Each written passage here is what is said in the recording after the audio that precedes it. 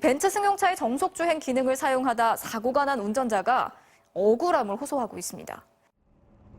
지난해 10월 제2영동고속도로 홍천 부근 벤츠 승용차가 정속주행 기능을 켠 채 시속 100km 넘는 속도로 2차선을 달립니다. 정체 구간이 나타났지만 속도는 여전히 시속 127km. 앞차와의 간격이 좁아지자 그제야 차에서 경고음이 울렸고 운전자가 뒤늦게 브레이크를 밟았지만 이미 때늦은 뒤였습니다.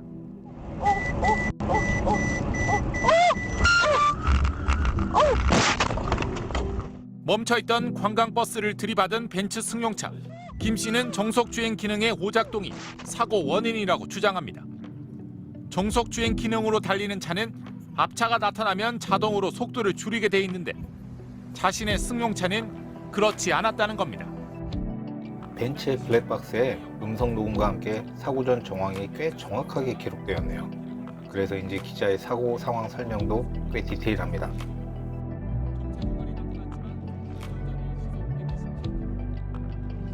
벤츠의 시스템이 버스를 인지하고 경고음을 미리 발동시켰음에도 운전자분이 바로 그 즉시 브레이크를 밟지 않고 몇 차례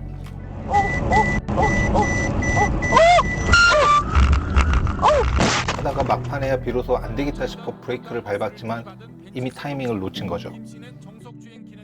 본 사고를 바라보는 대다수의 댓글러들은 거의 전부 운전자의 과실로 이야기를 하고 있는 것을 쉽게 볼 수 있습니다. 저 역시 1차적으로는 그런 의견에 동의하고요.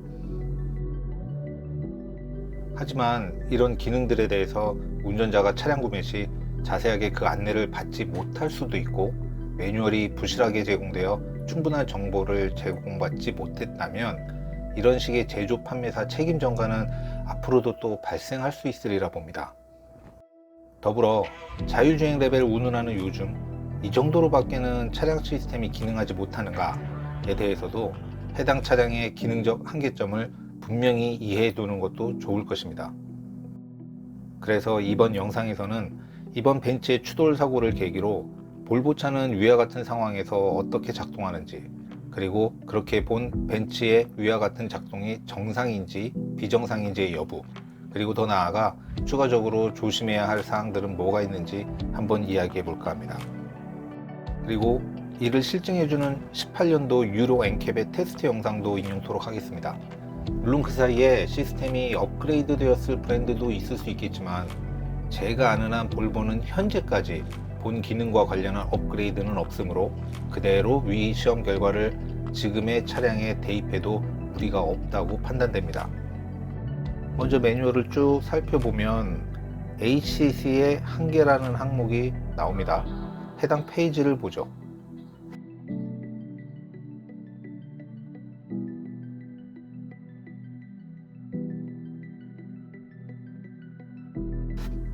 관련 내용이 없네요.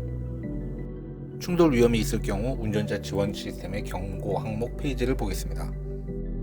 여기서 우리가 주목해야 할 것은 HC 시스템에 의한 브레이킹 시 그 제동력이 100%를 기준으로 해서 최대 40%만 제공된다는 겁니다. 아직 우리가 원하는 진짜 내용은 없네요. 하지만 바로 다음 페이지에서 경고란에 관련 내용이 나왔네요. 내용의 골자는 내 차량의 속도가 30km 이상일 때는 정차해에 있는 차량에 대해서 ACC 레이더가 반응하지 않는다는 것. 그래서 자동 브레이킹이 개입되지 않으니 운전자가 직접 브레이크를 걸어야 한다는 것입니다. 좌측의 예시와 같은 상황을 컷아웃이라고 하는데 제 그간의 경험상 30km 전후로 시스템의 개입 부분은 제법 정확한 편이어서 저런 상황에서 차가 ACC 제동이 걸리기도 했고 오히려 들이박으려는 듯 가속을 하는 경우도 있었어요. 사실 이런 애매한 경우 계기판의 속도를 보고 내가 브레이크를 잡을지 아니면 시스템에 맡길지 판단하기란 사실상 불가능합니다. 볼보의 ACC 레이더는 실질적으로 대략 50m 전후로 앞 차량을 인지하기 시작하는데 그 중간쯤 가까운 거리에서는 끼어드는 차량이 생기거나 하면 레이더가 그 차량을 새로운 대상으로 포착하는데 대략 1초의 렉이 있습니다. 이 부분도 상당히 조심해야죠. 이런 상황을 컷인이라고 하고요. 그럼 이쯤에서 다시금 주목해봐야 할 유로 엔캡의 2018년 하반기 비교 실험 영상을 한번 보겠습니다. 총 3가지 시나리오로 진행된 시험이었는데요. 첫 번째가 ACC로 주행 중 정차된 차량에 대한 반응, 두 번째는 저속으로 끼어드는 차량에 대한 반응, 세 번째가 전방에 차량이 옆으로 비키자마자 정차된 차량이 나온 경우. 그런데 여기서는 두세 번째 시험 시나리오는 생략하고요. 첫 번째 상황 하에서의 다양한 속도로 테스트한 결과만 인용하겠습니다. 왜냐하면 벤츠의 추돌 사고와 직접적으로 닮은 상황이 첫 번째 시험 시나리오의 경우거든요.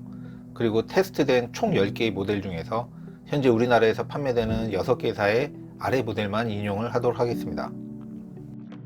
먼저 아우디 A6를 볼게요. 시속 50km로 주행할 때는 ACC 시스템에 의해서 부드러운 브레이킹으로 깔끔하게 서줬지만 시속 80하고 시속 130일 때는 아예 차에서 아무런 반응을 하지 않아서 운전자가 회피 기동을 한 겁니다. 두 번째 BMW 5 시리즈입니다. 50km 속도에서는 앞선 A6처럼 부드러운 브레이킹이 되었어요.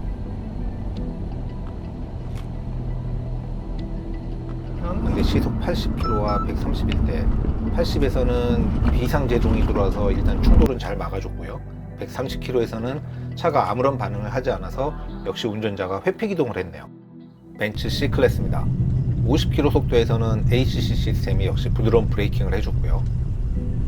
하지만 시속 80에서는 차가 경고음만 발동시키고 아무런 조치를 하지 않아서 운전자가 회피기동을 했다는 얘기고요.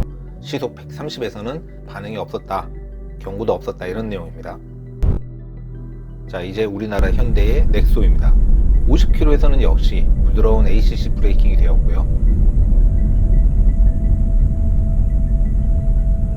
80km 속도에서는 비상제동이 들어와서 충돌을 막아줍니다. 하지만 130에서는 경고음은 발동시켰으나 브레이킹이 들어오지 않았기 때문에 운전자가 회피기동을 했습니다. 테슬라 모델 S입니다. 이 차는 말이 필요 없이 그냥 모든 속도 구간에서 ACC 브레이킹이 들어와서 부드러운 정차를 해줬어요. 이 테스트된 10개 모델 중에 단연 탑을 기록한 차량입니다. 자, 볼보의 V60 모델입니다. 볼보는 조금 아쉬운 성적을 보였어요. 50km에서조차도 비상제동이 들어왔어요. 물론 충돌은 안 했습니다만 부드러운 브레이킹은 아닌 거죠. 시속 80에서도 비상제동이 들어왔지만 거의 정차한 즈음에서 충돌을 했고요. 130에서는 브레이킹이 들어오긴 했지만 턱없이 부족하니까 운전자가 회피기동을 했습니다. 본 시험 내용에서 알 수 있듯이 테슬라는 50km, 80km, 130km의 모든 속도에서 ACC 브레이크가 발동되는 퍼펙트한 결과를 보여주었습니다. 하지만 다른 차량들은 80km 이상부터 성능의 차이가 보이더니 본 벤츠 추돌시와 속도가 비슷한 수준인 최종 130km 속도에서는 어느 차량도 제동을 제대로 해주지 못했습니다.